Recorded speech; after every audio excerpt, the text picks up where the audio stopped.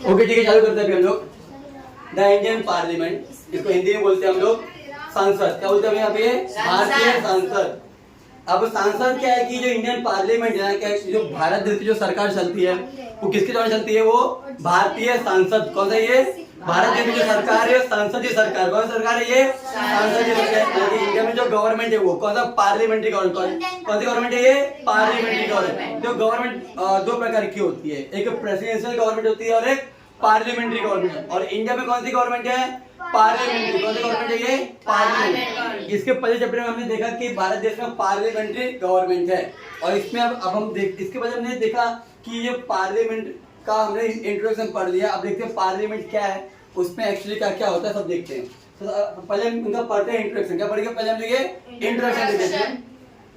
The constitution of India has created the parliament of India. अब ये parliament of India किसने create किया, बनाया किसने? ये कौन बनाया बच्चों? ये कॉन्स्टिट्यूशन। हमारे देश का जो संविधान है, हमारे संविधान ने क्रिएट किया है हमारा पार्लियामेंट। पार्लियामेंट का जो भी सिस्टम है उसमें जितने भी अंग है, जैसे लोकसभा, राज्यसभा, और किस किस तरीके से पार्लियामेंट का में काम होगा, ये सब किसने बनाया हमारे देश में? कॉन्स्टिट्यूशन ने बनाया। कॉन्स्टिट्यूशन ने बनाया, यानी कि हमारे देश के संविधान ने बनाया। अब देखते हैं, the legislature of national level of central government is called as parliament. अभी हमारे देश में जो नेशनल लेवल पर लेजिस्लेचर है, यानी कि हमारी जो सेंट्रल गवर्नमेंट की जो लेजिस्लेचर है उसी को हम बोलते हैं पार्लियामेंट। किसको बोलते हैं? पार्लियामेंट। लेजिस्लेचर को हिंदी में क्या बोलते हैं? विधानमंडल। क्या बोलते हैं? विधानमंडल। हमारे देश में जो राष्ट्रीय स्तर पर जो विधानमंडल है केंद्र सरकार की, उसी को बोलते हैं संसद। क्या बोलते हैं? संसद बोलते हैं। और इंग्लिश में क्या बोलते हैं? पार्लियामेंट। क्या बोलते हैं? पार्लियामेंट को हिंदी में क्या बोलते हैं? क्या बोलते हैं? और सांसद को इंग्लिश में क्या बोलते हैं? समझ में आई बात? Okay, very good. It consist of president and the 2 houses of parliament, Lok Sabha and Rajya Sabha. अभी हमारा पार्लियामेंट मेन 3 पार्ट में डिवाइड है। तो पार्लियामेंट को कौन सा वो 3 अंग है जो हैंडल करता है? सबसे फर्स्ट है प्रेसिडेंट। कौन है? प्रेसिडेंट। और उसके बाद 2 और अलग अलग हाउसेस हैं, वो हाउसेस कौन से हैं? पार्लियामेंट के 2 हाउसेस कौन से हैं? Lok Sabha and Rajya Sabha. Lok Sabha and Rajya Sabha. President को हिंदी में बोलते हैं राष्ट्रपति। क्या बोलते हैं? राष्ट्रपति। अभी पार्लियामेंट के 2 हाउस है, लोकसभा एंड राज्यसभा। जो लोकसभा है वो लोअर हाउस है एंड राज्यसभा है वो अपर हाउस है। समझ आई बात? ओके, अब देखते हैं हम लोग लोकसभा। क्या पढ़ेंगे अभी हम लोग? ये लोकसभा देखते हैं। लोकसभा का थोड़ा यहाँ पे कुछ पॉइंट्स बताया लोकसभा के बारे में, देखते हैं। The Lok Sabha is the lower house and the first house of parliament. Lok Sabha को हम लोग लोअर हाउस भी बोल सकते हैं एंड फर्स्ट हाउस भी बोल सकते हैं। लोकसभा को हम लोग 2 नाम से जानते हैं, lower house and the first house of the parliament. समझ आई बात? और हिंदी में क्या बोलते हैं? कनिष्ठ सदन तथा प्रथम सदन बोलते हैं हम लोग हमारे संसद के। जिस तरीके से इसमें lower house and upper house बोलते हैं, उसमें क्या क्या बोलते हैं हिंदी में? कनिष्ठ सदन और तथा उच्च सदन। क्या बोलते हैं? उच्च सदन। तो जो लोकसभा है वो कौन सा सदन है?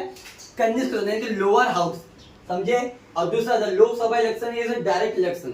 लोकसभा का जो चुनाव होता है, जो इलेक्शन होता है वो कैसा? डायरेक्ट। कौन सा होता है ये?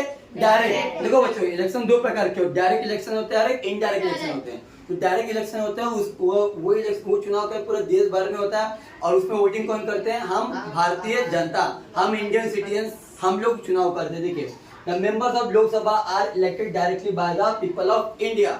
अभी जो इंडिया के जो पीपल्स हैं, जो भारतीय, जो अभी हमें जो भारतीय जनता है वही मतलब कि चुनाव करता है लोकसभा के मेंबर। जो लोकसभा के मेंबर्स को जो चॉइस करते हो, कौन चॉइस करते हैं? Indian citizen. कौन करते हैं? इंडियन सिटीजन करते हैं। अब यहाँ पे है तो the tenure of the Lok Sabha is 5 years। अभी जो लोकसभा का कुल समय कितना होता है? मतलब कि अगर एक बार कोई इंसान सांसद बन गए, एमपी फुल फॉर्म क्या होता है बच्चों? Member of parliament. क्या होता है ये? Member of parliament. पार्लियामेंट के मेंबर्स को क्या बोलते हैं हम लोग? एमपी। क्या बोलते हैं? एमपी। पार्लियामेंट के मेंबर्स को हम क्या बोलते हैं? एमपी। एमपी फुल फॉर्म क्या है?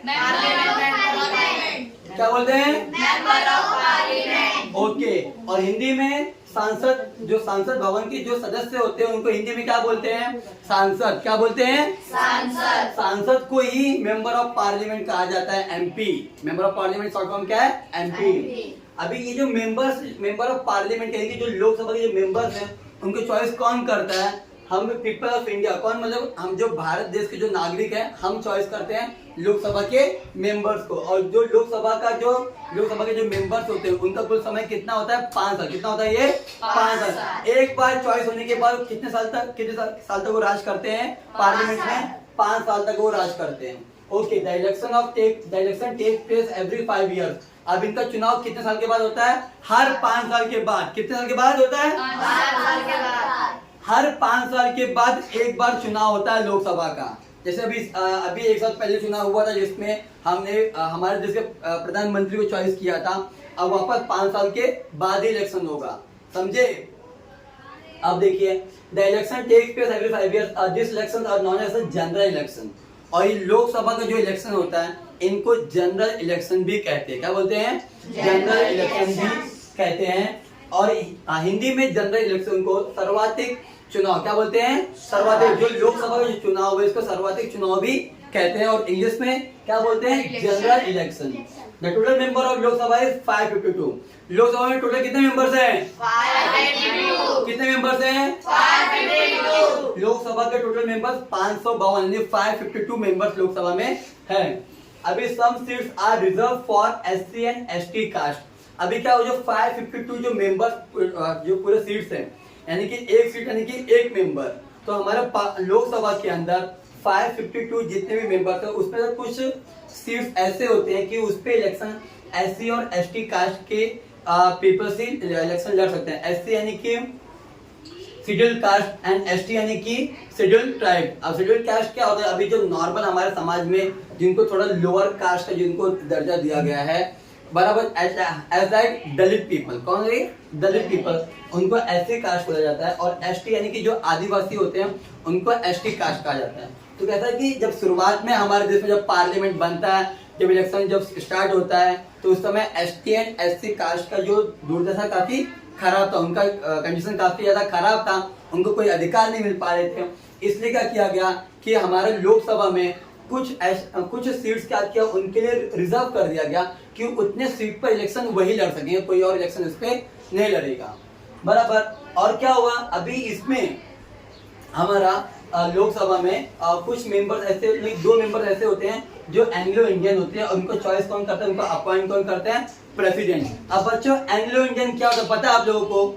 एंग्लो इंडियन किसे कहते हैं? एंग्लो इंडियन वो होता है कि वो मेंबर जब जो अभी आपको पता कुछ ब्रिटिशर्स अब जब भारत छोड़ करके बहुत सारे अंग्रेज गए, पर कुछ अंग्रेज यहीं के होके रह गए, यहीं के नागरिक बन के रह गए। अब जब उनकी जो वंशज है, आज जो उनकी जनरेशन के मतलब उनके खानदान के जो लोग हैं, मतलब कि वो जो रियल ब्रिटिशर्स थे बराबर, उनके खानदान के जो लोग हैं, जो उनके मेंबर्स हैं, उनको कहा जाता है एंग्लो इंडियन कहा जाता है। तो लोकसभा में दो सीट ऐसे होते हैं जिन पे एंग्लो इंडियन इलेक्शन लड़ते हैं। और एंग्लो इंडियन को अपॉइंट कौन करता है बच्चों? प्रेसिडेंट। कौन अपॉइंट करता है? प्रेसिडेंट। अब हम लोग आगे बढ़ते हैं राज्यसभा पे, है ना? होप सो आप लोग टॉपिक क्लियर हो गया हो। ओके ठीक है, अब हम देखते हैं राज्यसभा। अभी ध्यान रखना कि जिस तरीके से लोकसभा के मेंबर्स को हम लोग एमपी क्या बोलते हैं, हम लोग एमपी, उसी तरीके से हम लोग राज्यसभा के जो मेंबर्स होते हैं उनको भी क्या बोलते हैं? एमपी। दोनों के मेंबर्स को एमपी क्यों बोलते हैं? क्योंकि दोनों भी राज्यसभा और लोकसभा दोनों भी किसका पार्ट है? ये पार्लियामेंट। किसका पार्ट है? ये पार्लियामेंट। तो member of parliament short form में एमपी, समझे? और हिंदी में क्या बोलते हैं? सांसद। क्या बोलते हैं? सांसद। क्योंकि दोनों भी मेंबर्स किसके? सांसद भवन के मेंबर हैं, बराबर। अब देखते हैं the upper house and the second of parliament. क्या बोलते हैं? Upper house and the second house of the parliament. ये देखिए जो मैंने यहाँ पे लिखा ही नहीं, सेकंड हाउस क्या है? ये सेकंड हाउस जो यहाँ पे हम लोग लिखेंगे कि देखिए अपर हाउस भी बोलते हैं और सेकंड हाउस भी बोलते हैं पार्लियामेंट का। किसको? राज्यसभा को।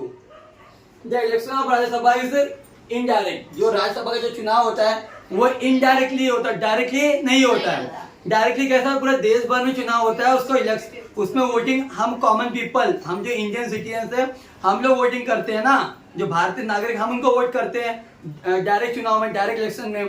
पर ये क्या है, इनडायरेक्ट इलेक्शन है। इसमें क्या होता है कि जो हमारे जो पार्लियामेंट है, पार्लियामेंट जो संसद भवन है, उसमें जितने मेंबर्स होते हैं वो मतलब उसी मेंबर्स, जितने मेंबर्स होते हैं उन लोग क्या करते हैं, आपस में इलेक्शन करके एक दूसरे को वोट डाल करके वहां के मेंबर्स बनाते हैं। ऐसा जैसे कि अपने स्कूल में कैसा होता है कि किसी को अगर मॉनिटर बनाना होता है तो एक क्लासरूम के अंदर क्या होता है, इलेक्शन होता है, जिसको ज्यादा वोट मिल जाता है वो बन जाता है मॉनिटर। सेम राज्यसभा का भी सेम पार्लियामेंट के अंदर होता है।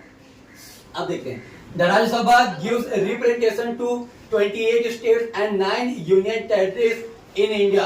अभी जो राज्यसभा की जो मेंबर वो कहां से आ रहे हैं, 28 स्टेट्स कहां से आ रही है, 28 states. And 9 union territories. अभी अगर आप लोग अपने बुक में देखोगे तो वहां पर 29 स्टेट्स है और 7 यूनियन टेरिटरीज है, पर वो पहले थे।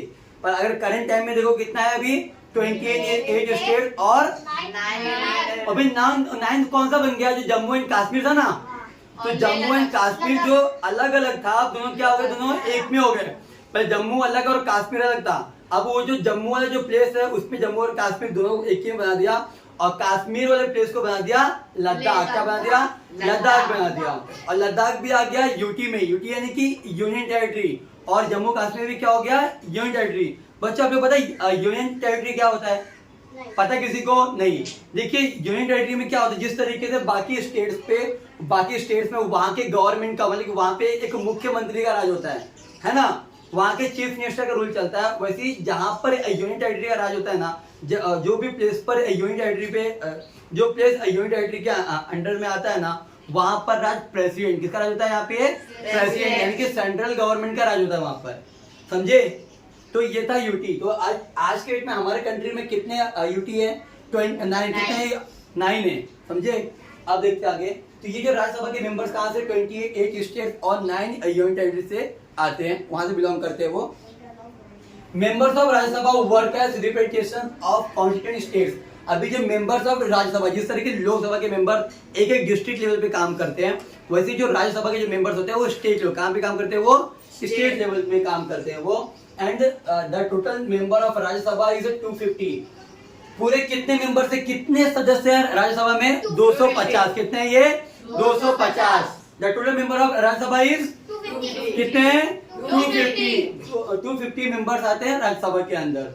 अब देखिए उसमें से 238 members are elected from the states. क्या से, जो उसमें जो 238 मेंबर्स हैं वो इलेक्टेड होते हैं from the states and union territory से। उसमें से भी जो 238 मेंबर हैं वो हमारे जो स्टेट्स और जो यूनियन टेरिटरीज हैं। अब देखो बच्चे, एक और बार बताता हूं मैं, ये यूनियन टेरिटरी को हिंदी में क्या बोलते हैं, संघ शासित प्रदेश। क्या बोलते हैं, संघ शासित प्रदेश, समझे? तो अभी जो उसमें से जो 238 जो मेंबर्स हैं वो स्टेट्स और यूनियन टेरिटरी से आते हैं, और जो रिमेनिंग 12 मेंबर्स बचते हैं, यानी कि 12 members are appointed by president. और जो रिमेनिंग जो 12 मेंबर्स बचते हैं उनको कौन अपॉइंट करता है, प्रेसिडेंट। हम यानी कि हमारे देश के जो राष्ट्रपति है वो चॉइस करते हैं रिमेनिंग 12 मेंबर्स को। समझ में आ रहा है अभी आप लोग को? Okay, so this members is usually experienced in literature, art, science, sports and social work. अब क्या होते हैं, वो जो 12 मेंबर्स को जो चॉइस करते हैं प्रेसिडेंट राज्यसभा के अंदर, वो मेंबर्स क्या होते हैं कि किसी न किसी फील्ड में उनको काफी बड़ी महारत हासिल होती है, काफी ज्यादा एक्सपीरियंस वाले रहते हैं। ऐसा कि लिटरेचर फील्ड में हो, आर्ट्स फील्ड में हो, साइंस फील्ड में हो, स्पोर्ट्स में या फिर सोशल वर्क, ये कुछ फील्ड में जो काफी एक्सपीरियंस वाले जो मेंबर्स होते हैं, काफी ज्यादा महारत हासिल किए हुए जो लोग होते हैं, उनको शामिल किया जाता है। ये मतलब कि बोलते हैं कि राज्यसभा के अंदर ये 12 मेंबर्स में। और the Rajya Sabha is also called permanent house of parliament. क्या होता है कि जो राज्यसभा के जो मेंबर्स, जो राज्यसभा को परमानेंट हाउस भी कहा जाता है। क्यों कहा जाता है? क्योंकि उसमें के जो उसमें कभी जिस तरीके से देखो लोकसभा में कैसा होता है, हर 5 साल के बाद जितने भी मेंबर्स होते हैं सबके सब क्या होते हैं, सबके सब रिटायर, सबके क्या होते हैं, रिटायर होते हैं, और अगेन इलेक्शन होता है और अगेन न्यू मेंबर्स पे चॉइस किए जाते हैं, राइट?